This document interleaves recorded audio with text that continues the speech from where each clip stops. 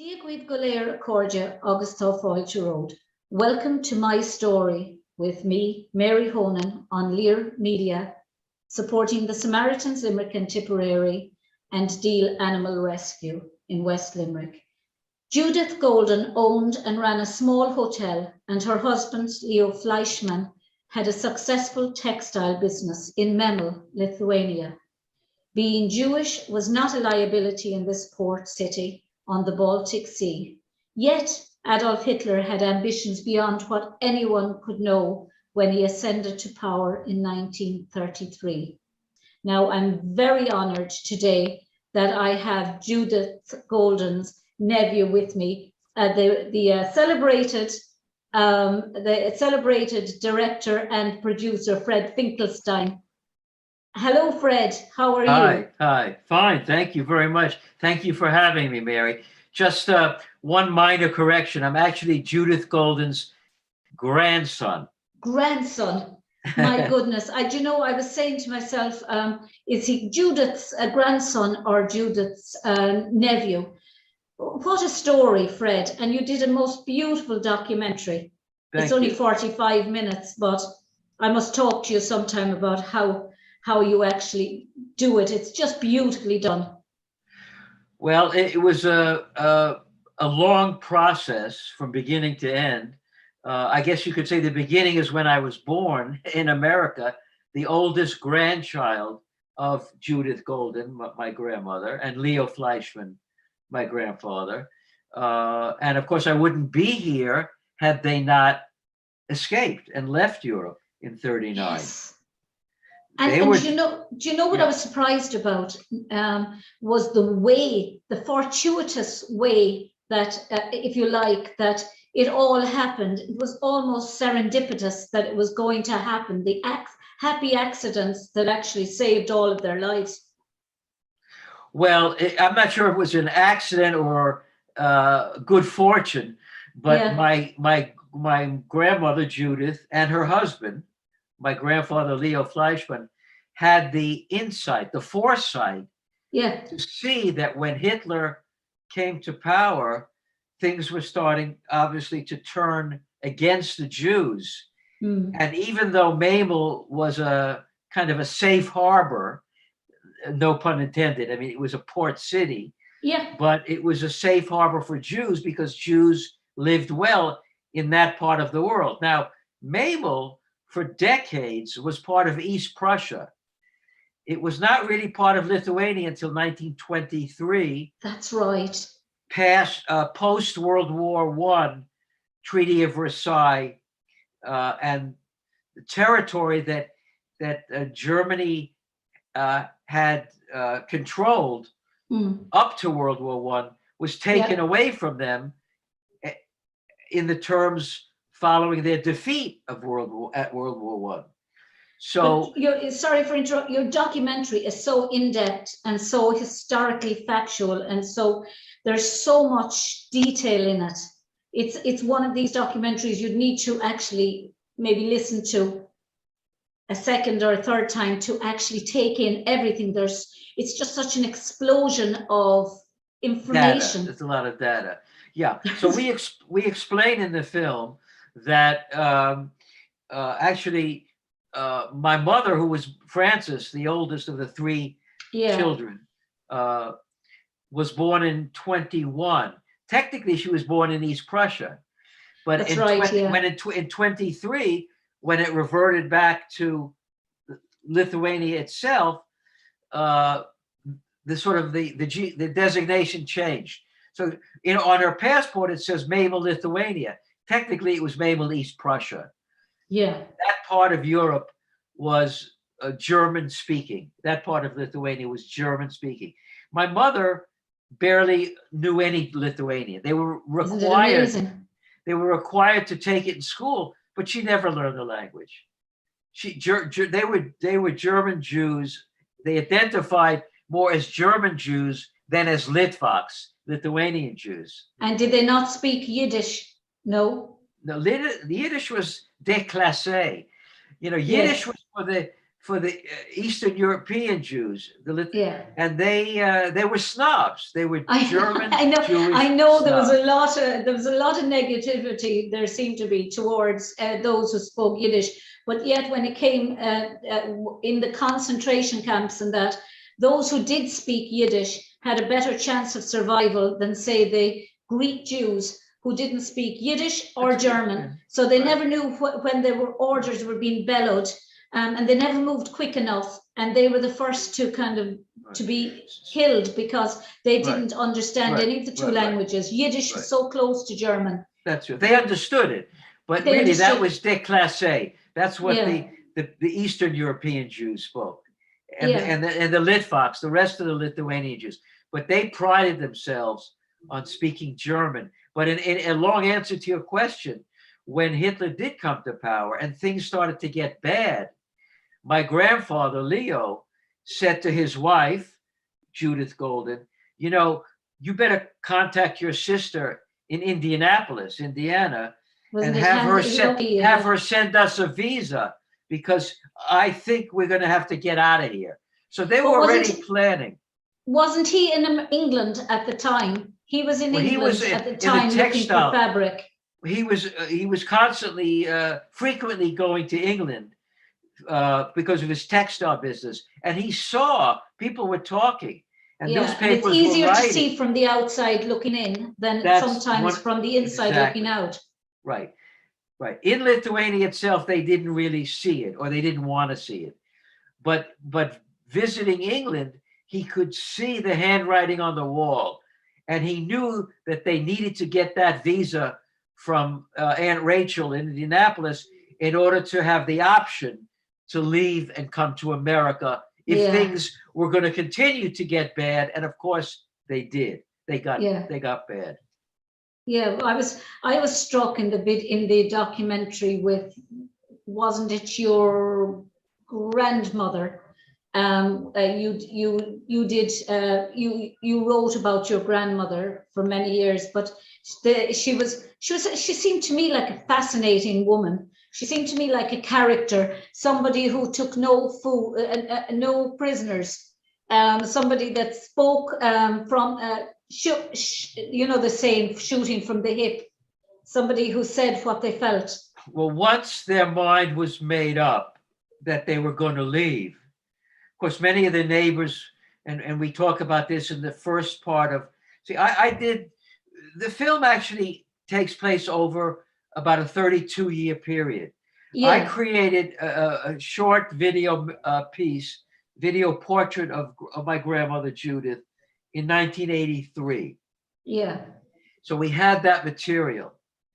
And then when I decided in 2014, 2015, to interview my mother Frances and her two sisters, Sherry and Giza, we got the rest of the story, the part of the story that my grandmother, didn't talk about.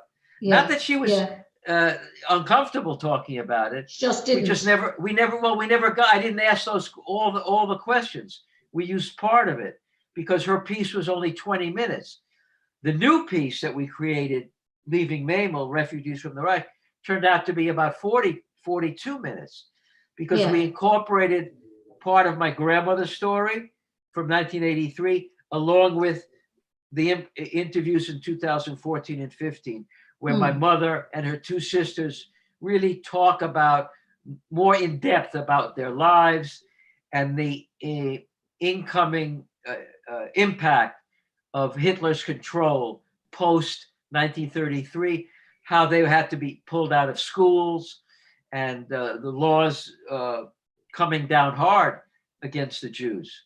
My grandmother would have talked about it, but we just never got to her. We didn't. It's the personal little details, Fred, that was in it about. Was it your aunt? I'm trying to think, who in school became part of a group, and your grandmother and grandfather were afraid that she was going to bring trouble on the family, so they had her shipped off to an aunt of yours, and she moved and decided she loved this particular aunt of yours. Well, what happened was Jewish kids were by fall of 38, Jewish kids were pulled out of school. Yeah, I mean, that's right. you couldn't be in school if you were Jewish. And my mother, Frances, the eldest of the three sisters, was part of a group, which you're Yeah, referring your to, mother. that went up to approached the principal and said, we don't want to say Heil Hitler like the other students. Well, it turned out that Jewish students were not allowed to even say Heil Hitler. And eventually, shortly after that, all Jewish students were pulled out of school. They were kicked out of school. I loved your mother's expression. I loved your mother's expression when she said, "My family thought I had a big mouth." Well, that's true, because fortunately, the principal that she talked to was a kind man. Yeah, and he was not a Nazi. Eventually, but he could just as easily have been. Well, he was executed because he was sympathetic to the Jews. Eventually, he was executed. Yeah, but they pulled, a reference to what you're saying, they pulled my mother, Frances, and Aunt Sherry, her baby sister, younger sister. They pulled them out of school and sent them away to Riga, to Latvia. That's right. A few hundred miles away, where my grandfather had family. And my mother, who was 16 at the time, had a great time. She went on dates. She did. She loved to go to school. But your youngest aunt, she was very. Giza, the baby she sister, missed them dreadfully. She was alone. You can understand. She went from a family of what, four to suddenly being on her own, and with a brother. She was with a brother. Baby brother, and her parents, my grandmother and grandfather. My grandfather was selling his business to try to raise the money to pay for the Queen Mary to get out of the country. Yes. And my grandmother was doing all the complex paperwork that was required to get the visa. So they were busy. And they had my uncle Mark with them running around. And Aunt Giza was alone, about 10 years old, in their big apartment. And Nazis were marching, and on basically in the street right below them, with torches, saying Heil Hitler, chanting German songs. She was terrified. Must have been a horrific time. It must have been a horrific time to live through. Right. And that trauma stayed with her entire life, even though it was never discussed. I interviewed a man many years ago he lived in Ireland till he died. He came here when he was 4 from Bergen-Belsen. He was one of our doctors here, Dr. Bob Collis, liberated him. He was the medical liberator, and he brought him to Ireland. But he said that triggers for him were the sound of the German accent saying, particularly the word schnell or heraus or herein, and airplanes flying over, or the sound of a shower. These were all triggers that lasted with people for the rest of their lives. But your grandfather then decided at the last minute he was going to go through northern Germany, if I'm correct, and he was going to then come through until he arrived in England and then over into the United States. But at the last minute, he decided he wasn't going to go in that direction. He lost a ferocious amount of money in the process because he actually went through the Nordic countries and then down into the UK or England and over into the United States. So he took the longer route, but his decision saved their lives. Well, what happened was they were originally going to go from Memel to Bremen in Germany, which would have been a direct route southeast, and then from Bremen take a ferry to Southampton, England, to take the Queen Mary to the United States. But my grandfather was warned. He knew a lot of people, and he was well liked, and he was tipped off by some local people at the borders, who worked at the border, saying, "Look, they're going to pull you and your family off the train. You're never going to make it to Bremen, and forget United States. You're never going to get there." So they couldn't change the ticket, so they had to buy all new tickets for 6 people, on the Queen Mary. I mean, it was a very expensive journey. So they went north, and we indicate that through maps in the film. They went north into Sweden, to Stockholm, then down to Malmo, Sweden. And then from Malmo, they went all the way to Southampton, England. So they lost and threw out all that money from the original tickets to save their lives. But they traveled in style, at least. And it was a long journey. It was a long journey. And I know, I suppose, and I came to this country as a small child. And, my dad came much later than me to Ireland, but I'm conscious of the difficulty experienced by people when they leave their own home that they've always been in, and they're trying to make a life in another country.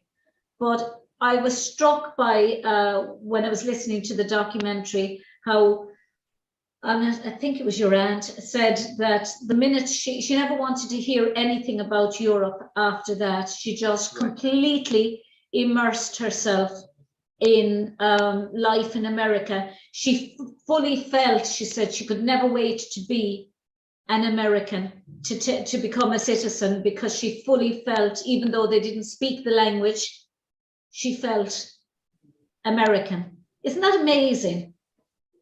Well, they were embraced by America.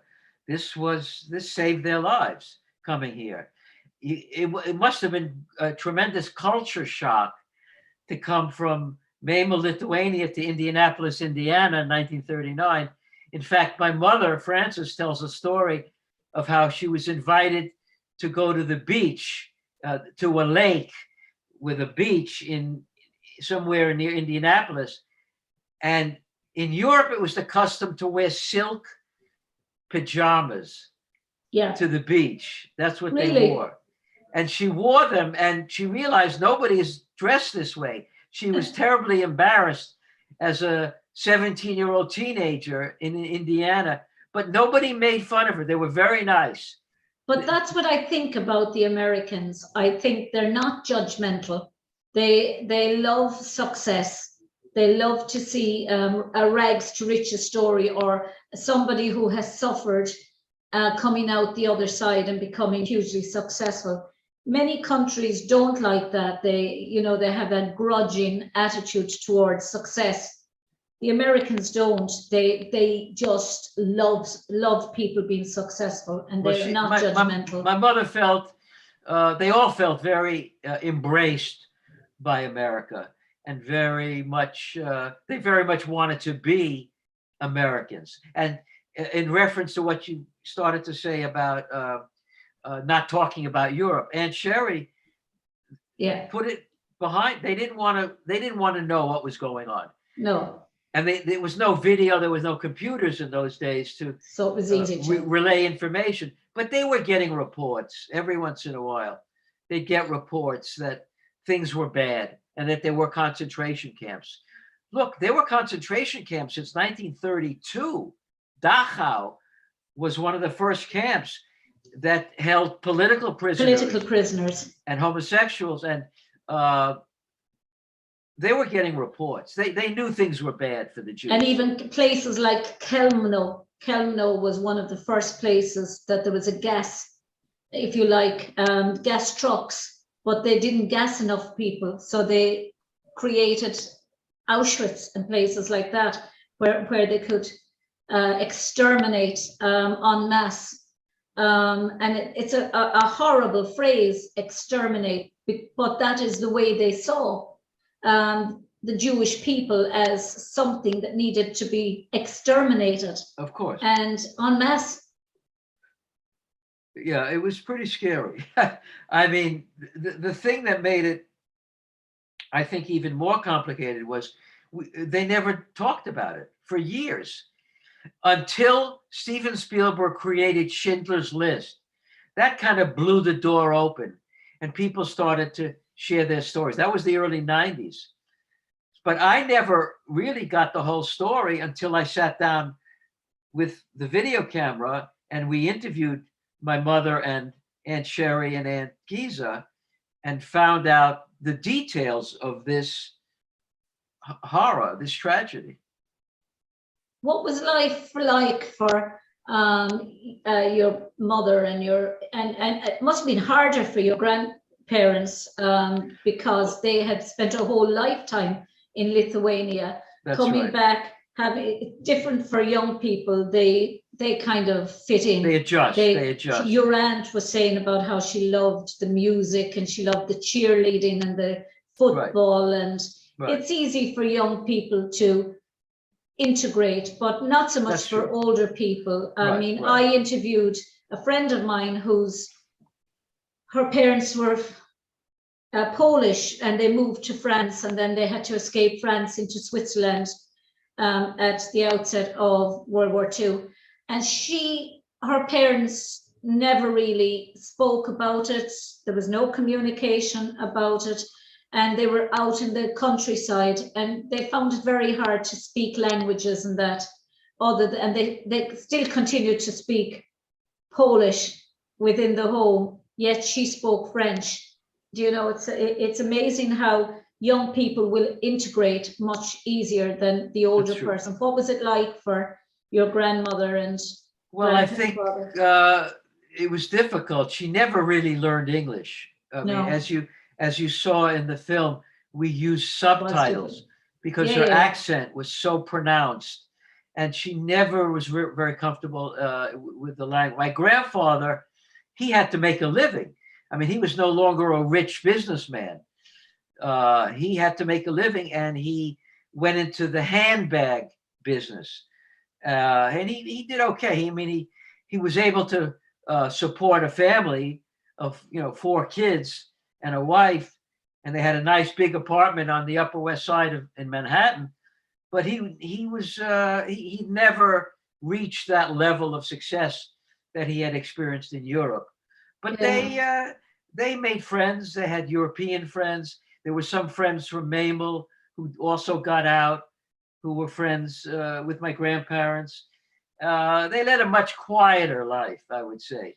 I'm trying to think, did he work at some stage for a truck company selling minerals like Coca-Cola or that? Well, what happened was that was my great aunt's family. My Aunt Rachel in Indianapolis. She and her husband had a bottling company. They eventually did all the bottling for Pepsi-Cola.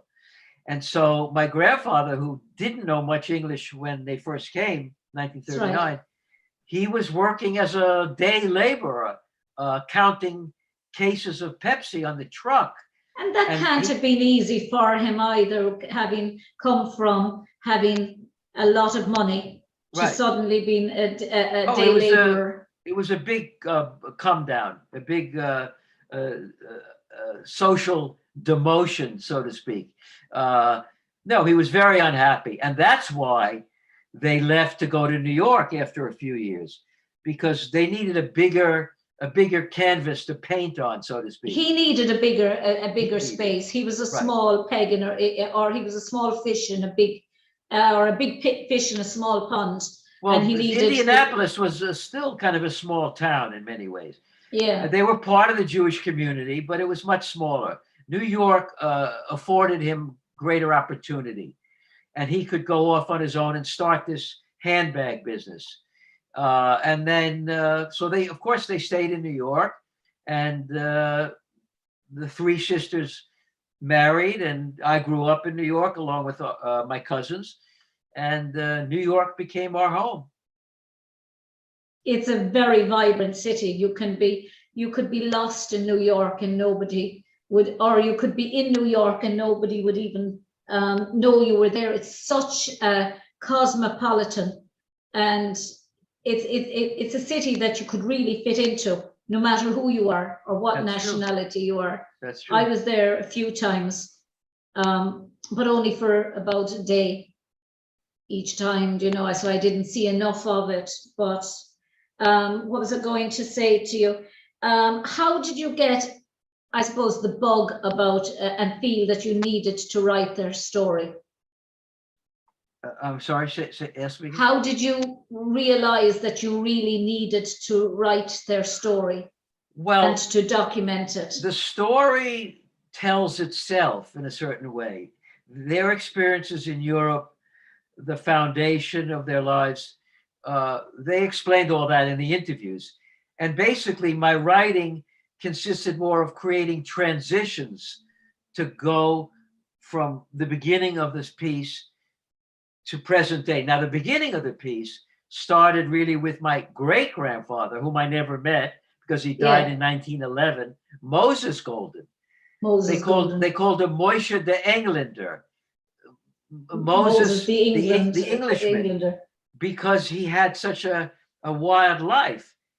He left Pajuris, their small village, came to Memel, the port city, and then at the age of 17, left to go to England and eventually Ireland. And that's what I was about to ask you. Because he wanted to escape the Tsar's army. You know, if you were a Jew, they could take you at the age of 14. They could conscript you into the Tsar's army because, after all, Pajuris at that point was part of the Russian Empire. So he had no power. And as a young Jewish boy, a young man, he knew that if he were to enter the Tsar's army, that would be the end of their life. That's really the immigration story. That's why a lot of Jews from Eastern Europe ended up coming to America to escape being conscripted into the Tsar's army. So Moses Golden, my great-grandfather, was one of those Jews, came to England, then came to Ireland, stayed in Ireland, in Dublin. Moved back to Memel and came back to Ireland. Well, you're rushing the story. He came to Dublin, spent 7 or 8 years there, learning English, then came back to Memel to marry Kenda Iskowitz, my great-grandmother. They returned to Dublin for another 8 years, and then, knowing that he could never really give his kids a proper Jewish education, returned to Memel when my great-grandmother was pregnant with Judith, my grandmother, in 1887, returned just after to the famine. After the famine here in Ireland. So they left Ireland in 1887 to come back. Now, eventually, some of those people would end up in Manchester, England area. Some of the cousins, one of my grandmother's brothers, David Golden, ended up returning to England and living in the Manchester area. Anyway, it's complicated. And it was a hard time in Ireland at that time because, of course, in 1845, we had our own famine where 1 million people died in this country. So we have an affiliation with the struggle of the Jewish people in that we are a people who were persecuted and a people who lost so much of its population. I mean, we're only 5 million people now, roughly 5 million people. But at that time, I think there was 6 million and we lost 1 million. We've never really regained that million people since 1845 and the famine. So your Moses would have been here not long after that. He would have been here 20 years later. So it would have been a hard time in Ireland, certainly a hard time to bring people, children up as Jewish children in the Jewish faith. But it was unusual, I believe, from the documentary for somebody to come to Ireland, go back to Memel, come to Ireland and go back to Memel again. Well, if you're bipolar, you know, it's easy to do. I mean, I always thought that Moses Golden, of course, I never met because he died way before I was born. Yeah. He was a very unusual character. I mean, very few people would go back and forth and back and forth. But maybe he was just a restless character, Hard to know. Or maybe there was something pulling him to both countries. Well, that's true, of course. Or that within him he had that sense of both places, had that familiarity to him, that it's possible. That's kind of, I suppose, opportunity, if you like, suffering. Opportunity. He saw the opportunity, and he grabbed it.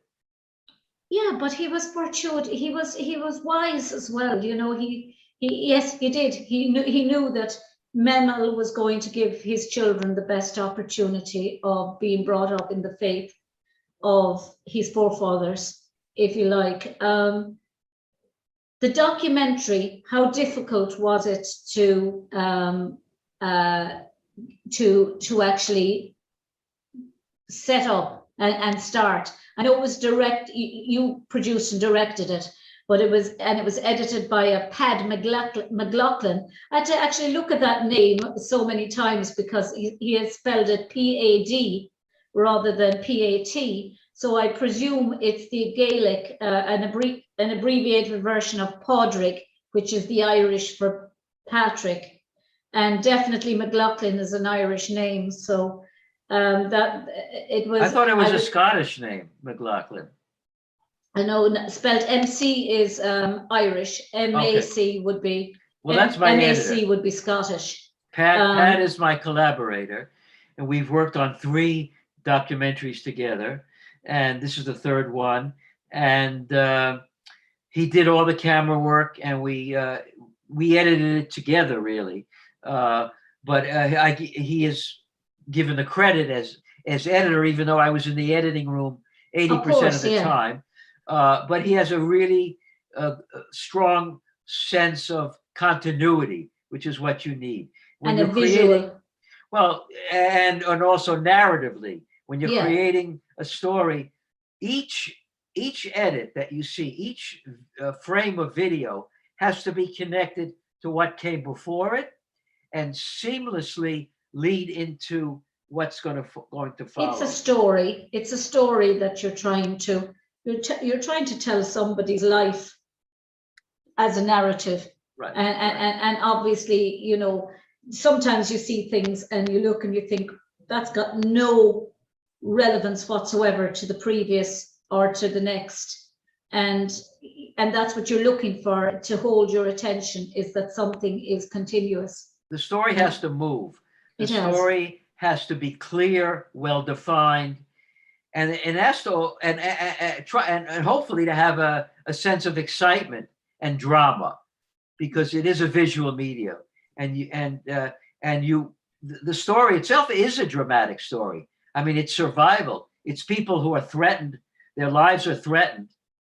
They're going to be killed, and they need to escape.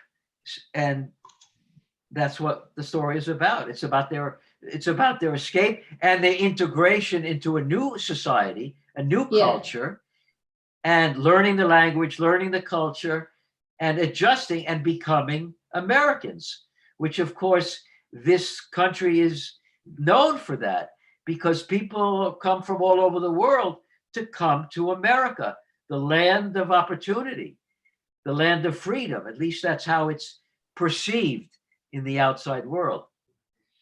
But how did you get to know Pad? Oh, we met here in the San Francisco Bay Area, and we had a common interest.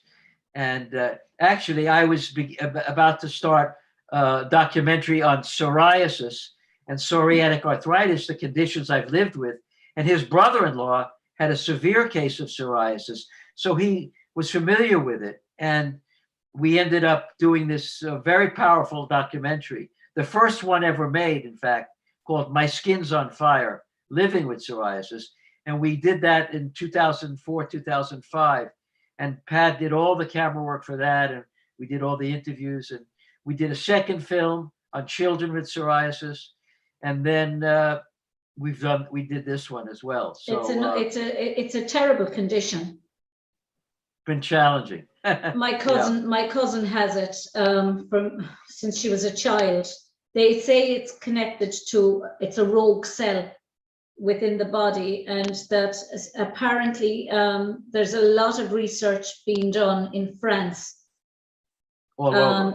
They're doing major research in France into psoriasis, but I know several people with it, and it's so painful looking when it flares up badly. Right. But what was the difficult process, I suppose, or was there you had all this amassed, all your grandparents, and you had all their on-camera interviews done almost before, probably it's safe to say, before, say, the internet even came out. In this, you would have done this in around the 70s or 80s or 90s, thereabouts. My grandmother's interview and video piece was done in 1983, quite before the internet. My grandfather, we never interviewed. He died in 1967, so we never had a chance to interview him.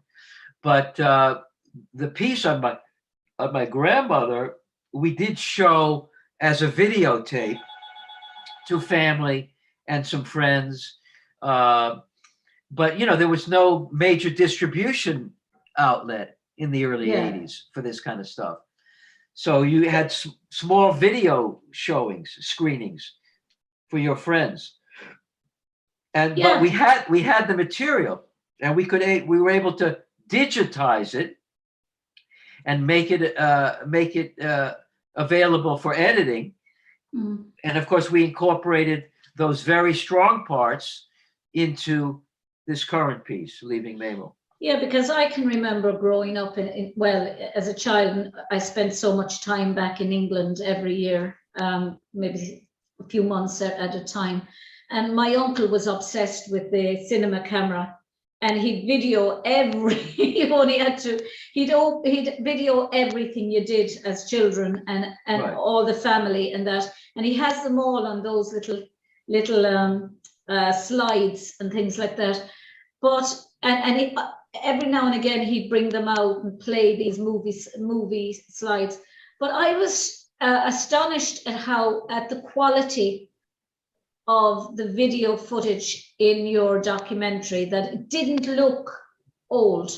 You mean my grandmother's stuff from 1983? Yeah. Well, we used a very good camera. We used quite an expensive camera in those days. Yeah. A tube camera. It was analog. It was a 3-tube camera, and it was a good camera for the time. So we were fortunate that the footage does look good. Looks very good. It looks almost like it was done around the same time as the rest of it, just by a different camera. Oh, okay. Yeah, we were lucky.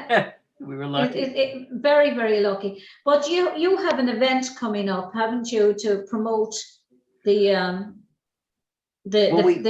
documentary? Well, we've had a number of screenings. Yeah. Of course, because of COVID, they've all been Zoom screenings. But before COVID, we finished the film in April of 2018. So in 2019 and beginning of 2020, we had a number of live screenings of the film. We had a few in New York. We had one in Philadelphia at Aunt Sherry's Synagogue. We had a live screening in Massachusetts. In fact, my good friend, Yvonne O'Connor in Dublin, hosted a screening. She works at she works in the Jewish Museum. The Jewish Museum in Dublin. Yeah. She hosted a screening. And we had a number in California, in Los Angeles and San Francisco area. Live screenings where I was there. We showed the film. We had a Q&A. But of course, then that moved to the Zoom format, and it's still been on Zoom when I can arrange it. My goal is to travel to Lithuania this summer and show the film, screen the film in person. It's also been shown on a Lithuanian television program called Menorah, which is a Jewish-themed TV show. And we had excerpts of the film and my interview on Menorah in the last spring. Will you have to translate that now into Lithuanian? Well, the film we're just finishing the subtitled version of the film, which we had for a number of months, but now we changed it, and people say, "Oh, well, this translation is not." It's hard to get the right translation, and the art of translation in itself is somewhat subjective. It's more of an art than a science. But we have a new version as of today, as of February 15th. We have a new version. That's fantastic. And you're I'm on going to the send show. that out. But hopefully I'll get to Lithuania this summer, health conditions permitting, and screen the film in person.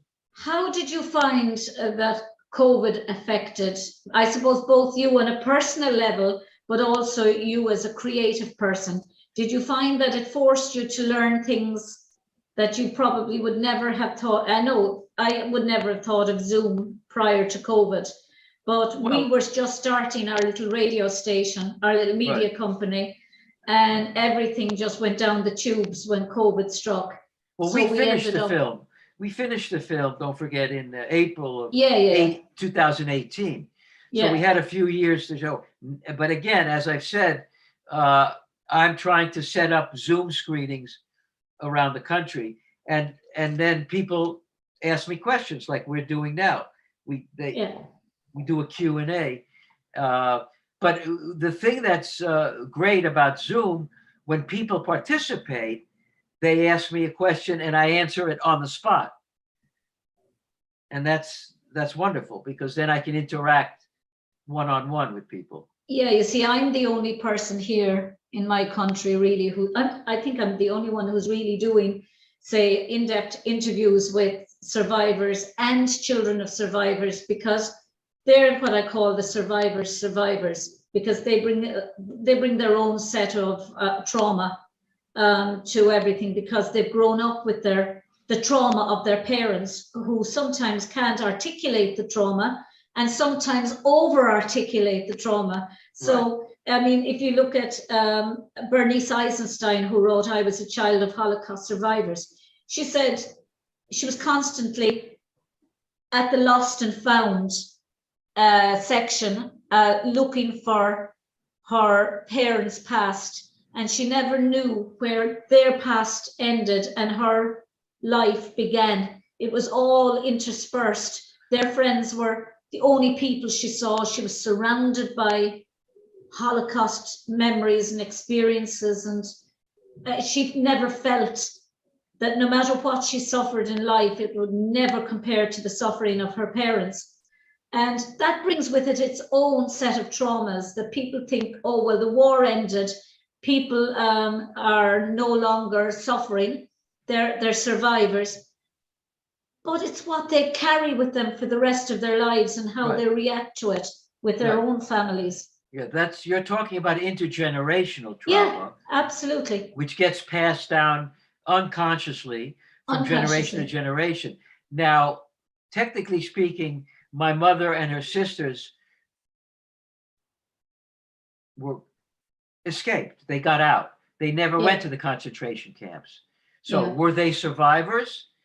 In a general sense, yes, but they never faced the music. Trauma. They never faced the trauma directly, but they absorbed it, and they carried with them a certain sense of survivor's guilt, which is what you're referring to. Absolutely. And that gets passed down to myself, my brother and cousins, first generation people. And we do carry that on some level. And that's complex. And I think people were just learning about how that manifests and how it expresses itself. I think it's never more poignant than it is, and more current really, with what's happening in the United States with the book Maus by Art Spiegelman. And you look at Maus and his representation, say, of his parents and the Nazis and the Poles and the French, and the trauma that he experienced because he had no relationship with Vladek, his dad, because his dad couldn't talk about what happened, and everything that went wrong in his life. His father was always saying, "Oh, it was nothing compared to what happened in my life," and he couldn't get on with his second wife because the two of them were survivors. And you'd think that two survivors would have a lot in common, but it was they had so much in common that they were a constant reminder to each other of what they had suffered. They could never get away from the past because of both of their shared suffering.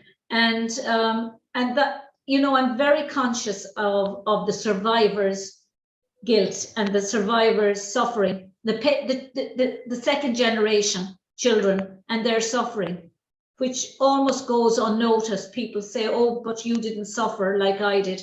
But they're suffering also because they're experiencing it secondhand. Well, they're learning about this now in what is called epigenetics.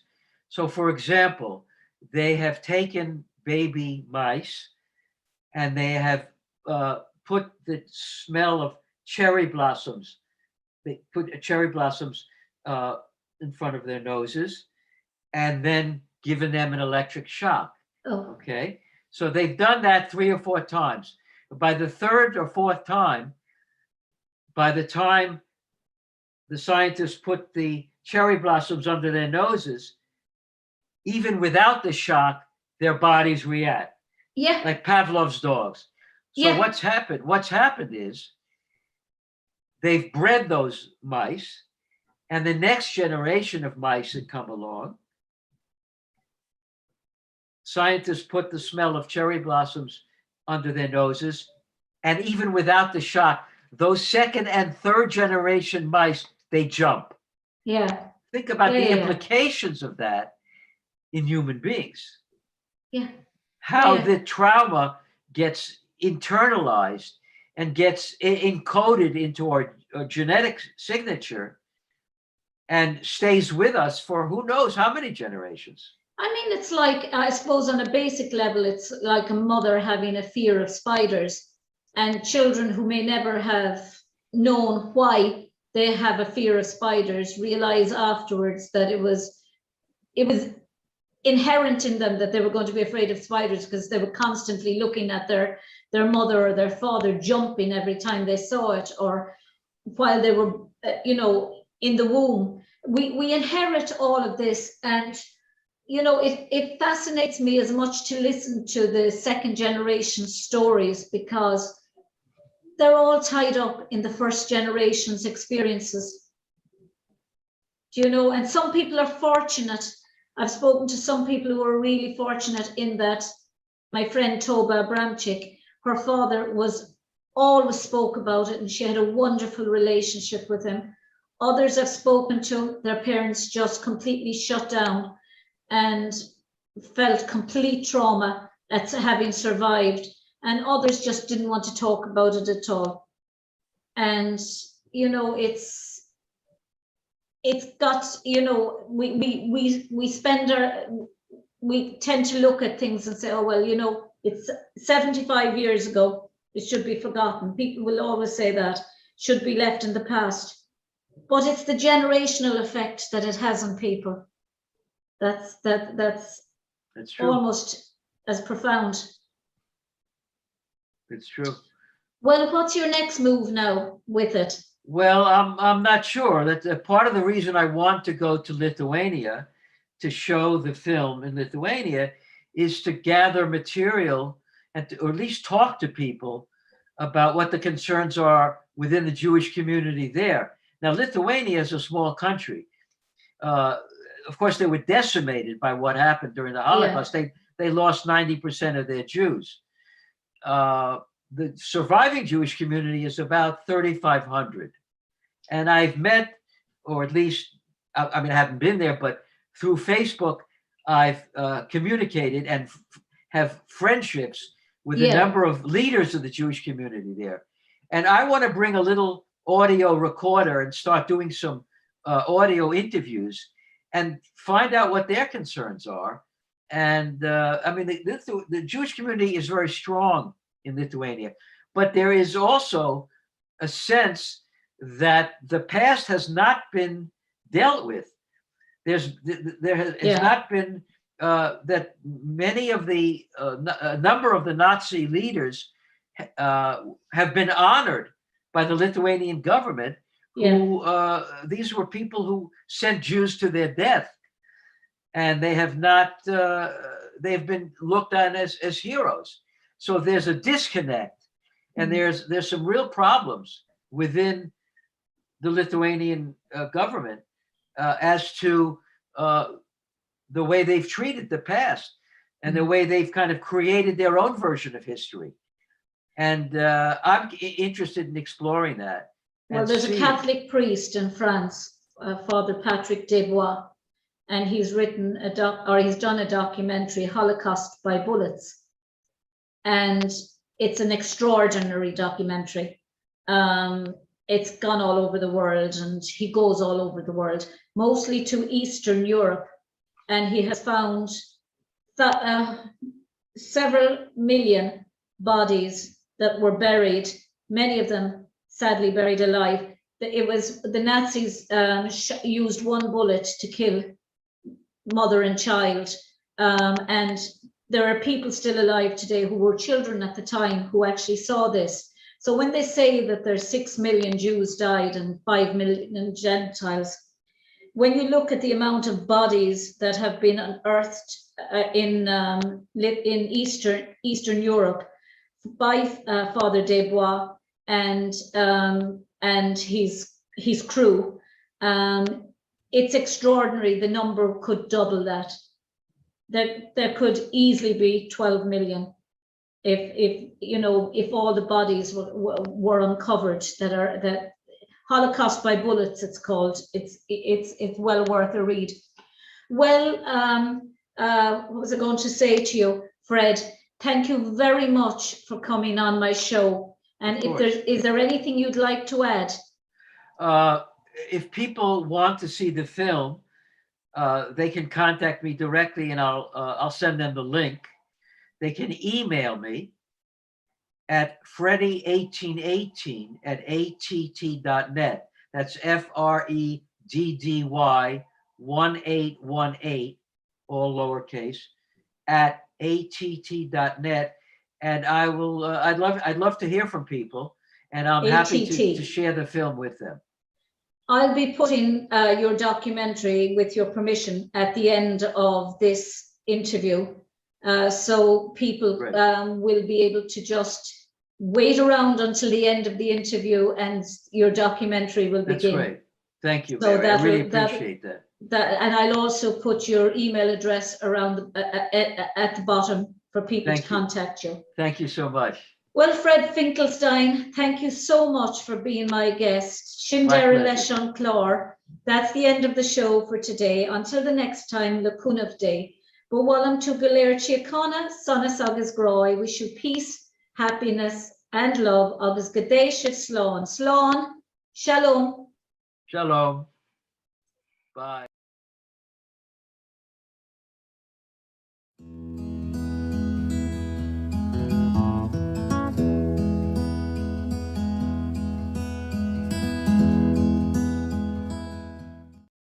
Díagh Galer Accordia, August